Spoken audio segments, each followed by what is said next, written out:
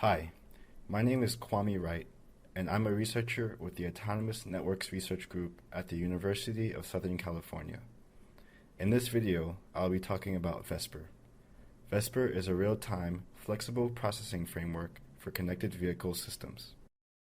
This demo video will showcase an image processing pipeline running on the VESPER framework. For image detection, we use two versions of an off-the-shelf neural network architecture known as YOLO. Tiny YOLO involves a smaller network, making it faster, but it is less accurate. On the other hand, YOLO is a larger network, meaning it takes longer to execute, but it provides more accurate predictions. The experiment shown in this video involves three components: a drone, a car, and an RSU, or roadside unit.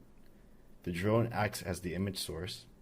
The car performs the VESPER scheduling and processes some of the images, while the RSU also does some of the image processing as well. Here's an example of how the scheduler works. When a device connects to the car, a token is generated for every processing resource available on that device.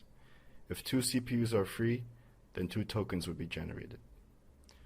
When the car gets an image from the drone, the car can schedule work on the devices for which it has a token. Here, the RSU is used.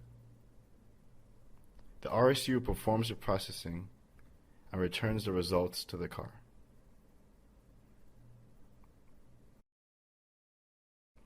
Let's move on to the live demo.